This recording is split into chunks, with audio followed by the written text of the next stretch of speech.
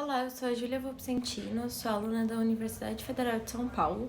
Esse trabalho é para o Departamento de Diagnóstico por Imagem e hoje nós vamos falar sobre tomografia computadorizada.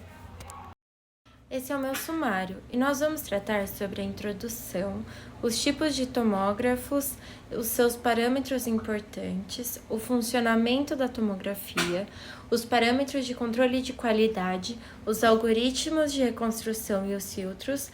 Além disso, trarei tópicos sobre a proteção radiológica e seus conceitos fundamentais.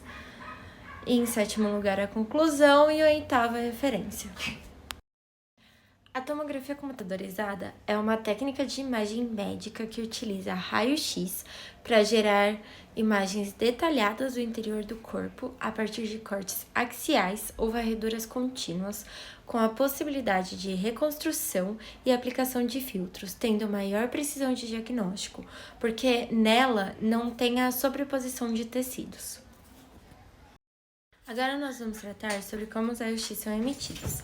A carga, ela flui através do filamento, o que provoca uma expansão dos átomos a partir desse filamento. Ele é geralmente de tungstênio. Depois disso, é aplicada uma DDP entre o catodo e o anodo giratório para que os elétrons mais distantes dos núcleos eles se acelerem em direção ao anodo.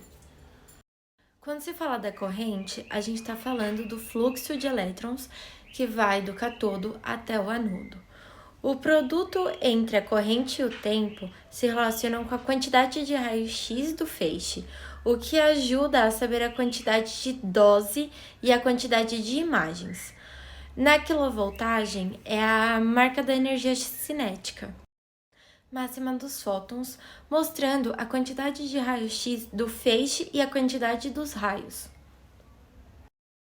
Os raios-x, eles interagem com o corpo humano através do efeito Compton e do efeito fotoelétrico, o que significa que a radiação usada no aparelho é uma radiação ionizante. Agora sobre a atenuação. A atenuação é a perda de intensidade de energia do feixe de raio-x em um meio. E a transmissão é a passagem completa do fluxo sem essa perda de energia. Agora nós vamos tratar sobre as gerações de tomógrafos. Na primeira geração, se fez uma imagem cerebral com um feixe pencil beam giratório em 180 graus, gerando uma imagem por vez, de 4 a 5 minutos com artefatos. Esses artefatos são do movimento do paciente ou fisiológicos.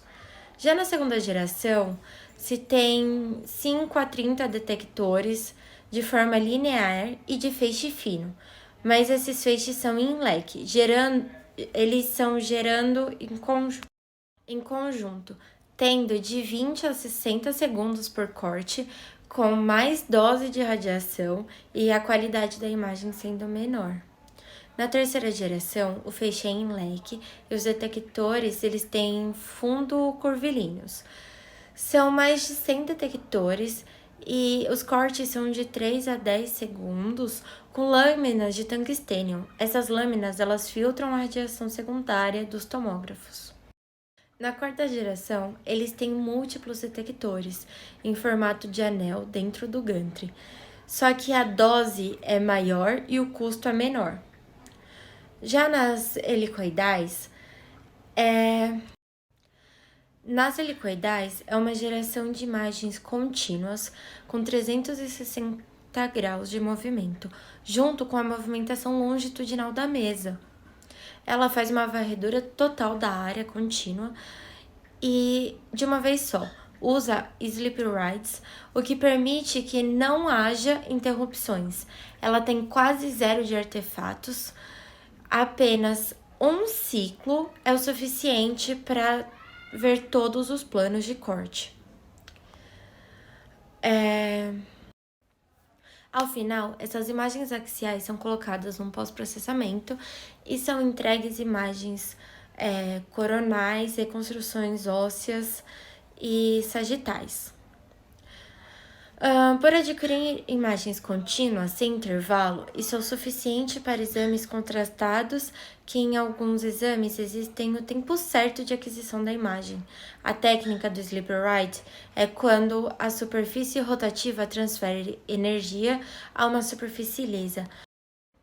Para os parâmetros importantes para a realização do exame e o funcionamento da tomografia computadorizada, se deve levar em consideração a anamnese, que é um questionário onde você coloca nome, idade, sexo, data de nascimento, o peso e a altura do paciente, sendo essencial para calcular o tanto de contraste a ser usado no caso de exames com tal necessidade.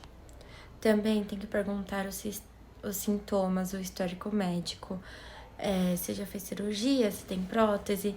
Ainda falando de contraste, é necessário ver se o paciente já fez alguma cirurgia ou se tem doenças como insuficiência renal e problemas cardiovasculares. Na ficha do paciente, deve-se observar qual a indicação do exame, quais as limitações, o protocolo pedido e se tem o tal do contraste. Para ter uma boa imagem, deve-se conhecer os aparelhos do exame. Deve medir a colimação, utilizar técnicas de otimização e o que deve ser observado nelas, ou seja, anatomia, patologia, além da área de interesse. Na mesa de exame, é onde será posicionado o paciente. O scout é a imagem base para o planejamento do exame e é feito no início dele. Para a máquina entender qual é o MAS,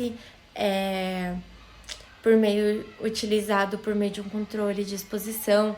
Além disso, é ele que indica a colimação, a inclinação dos cortes. Sobre o MAS, ele é responsável pela quantidade de raio-x no feixe. Da mesma forma que o MAS, o KVP também é responsável pela quantidade de raio-x no feixe. O tempo de rotação do gantry é importante, uma vez que quanto menor o tempo de rotação, maior a dose administrada no paciente. A espessura do slice influencia na qualidade da imagem, uma vez que o slice pequeno ele tem imagens com ruídos e cortes menores. São melhores para um possível diagnóstico. O pitch é a razão entre o movimento da mesa e a espessura do corte. Quanto menor o pitch, maior a dose. Sobre a sala de exame. Na sala de exame, nós temos o gantry, os detectores, o monitor, a mesa de exame, os computadores e o console de operação. O paciente pode ser posicionado na mesa, que desliza para dentro do gantry. O gantry é aquela parte branca redonda, onde ficam os geradores de raio-x. Os pacientes são posicionados tanto de decúbito dorsal, barriga para cima, quanto barriga para baixo, que é o decúbito ventral. Dependendo da região de interesse, ele entrará na máquina pelos pés ou pela cabeça. A mesa é zerada e é onde ocorre o scout, que é uma imagem base para o planejamento do exame. Ele planeja o exame, o posicionamento, a colimação, inclinação dos cortes. Se o posicionamento for adequado, o controle automático de exposição utiliza o scout como base para os seus parâmetros. O tubo de raio-x ele gira em torno do corpo, emitindo feixes de radiação. Ao mesmo tempo, detectores dentro do gantry medem a quantidade de radiação que passa através do corpo e enviam essas informações para um computador. O computador, então, processa os dados e reconstrói a imagem detalhada das estruturas internas do corpo, permitindo que os médicos identifiquem anomalias, lesões, entre outras condições. Sobre os parâmetros de controle de qualidade da imagem. Aqui eu trouxe uma tabelinha sobre as reconstruções das imagens, que elas mostram uma matriz, um pixel e um voxel, cada um com sua profundidade. Eu vou explicar melhor sobre eles. O que são algoritmos de reconstrução da imagem? São métodos matemáticos para poder delimitar o valor de cada pixel e voxel da tela. Esse pixel é a menor unidade bidimensional. Um voxel é uma unidade com profundidade, ou seja, tridimensional. Uma matriz de imagens é quanto maior a matriz, mais pixels, melhor a qualidade da imagem E uma matriz, atualmente, ela vai de 512 por 512. O número de Teseu, escala de Hounsfield, a escala de Hounsfield, considera a quantidade de energia atenuada a um ponto de matriz observada, ou seja, ela transforma a atenuação em cor de pixel, sendo branco algo denso, preto algo não denso e cinza algo intermediário. Ela varia em tons de cinza. Quanto maior a escala, maior a qualidade da imagem. A resolução espacial e o contraste é a capacidade de distinguir estruturas próximas. Quando se fala de ruído, o meio ele deveria ser homogêneo, sem variação de pixel. E quando tem uma variação de pixel, ele é o ruído, sendo produzido a partir da radiação espalhada. A linearidade nos momentos de teste da máquina, os testes precisam gerar uma constante, ou seja, quando se faz uma simulação com ar, água, metal, cada material precisa formar um gráfico com linhas constantes para mostrar que os valores são os esperados dentro desse tipo de teste. E a uniformidade é quando os pixels estão bem delimitados e tem pouco desvio padrão. Sobre os algoritmos de reconstrução e os filtros, nós podemos começar pela reconstrução analítica, que é a retroprojeção. Temos também a reconstrução interativa.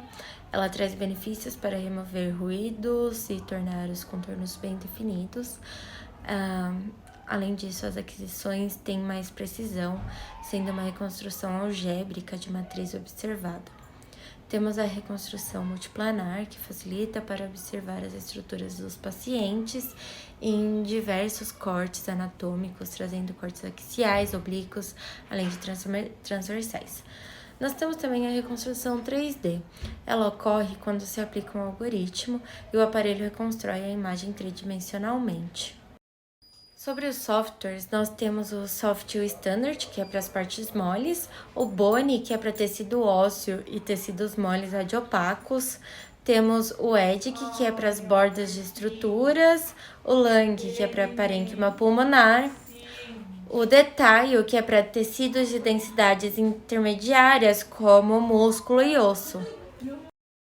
Em proteção radiológica e conceitos fundamentais, nós temos que começar conceituando o que é dose. Dose é a energia de radiação absorvida pelo paciente. Uma dose equivalente é a dose que considera a radiosensibilidade do tecido-alvo irradiado. A dose efetiva é toda a radiação que foi transmitida para o corpo do paciente no exame gerado. Uma justificação. Você deve ter uma justificativa para poder emitir essa dose de radiação, levando em consideração o risco-benefício. No princípio da justificação, você não vai emitir radiação sem uma justificativa plausível que explique o porquê você vai usar essa radiação. E se não tiver uma, não faz sentido você emitir radiação no paciente. Agora, sobre a otimização. Na otimização, a gente usa a menor dose possível. Sempre utilizar a menor dose possível para otimizar o exame, dar a menor dose de radiação no paciente. Os limites de dose geralmente se aplicam, em especial, em pessoas ocupacionalmente expostas, mas elas também podem ser levadas para o público em geral. A dose de radiação é quanto cada tecido absorve de radiação, tentando ajustar a técnica de radiação para ajustar uma dose. Agora, sobre as técnicas de aquisição. Nós temos os protocolos, tem que seguir os protocolos de exame. Em relação ao contraste, tem que se usar a quantidade correta de contraste para o paciente. A resolução espacial e temporal. Ela é importante também. O artefato é quando você observa que o paciente tá com um colar, um brinco, tem que prestar atenção nessas coisas, sabe? Tem pessoas que vão com blusa, com bolso, chave, tá com chave moeda no bolso da calça. O tecnólogo tem que sempre ficar atento a esses pontos, sabe? para produzir um exame seguro e otimizando a dose do paciente. Ainda sobre proteção radiológica e conceitos fundamentais, falando sobre grandezas dosimétricas, nós temos o NRD e o DRL, que é o nível de referência de diagnóstico. Temos também o DLP, que fornece estimativa razoável da dose de radiação, sem citar o risco à radiação. O SSED leva em consideração as dimensões do paciente. O CTDI é o valor da dose em uma dada posição Z e NT é o valor total da colimação utilizada na aquisição. Para medir o CTDI, utiliza-se uma câmera de ionização tipo lápis com comprimento ativo de 100 mm e é medido no ar, no centro do fantoma, em pontos periféricos e volumétricos, sendo todos eles que compõem números usados como referência para o diagnóstico.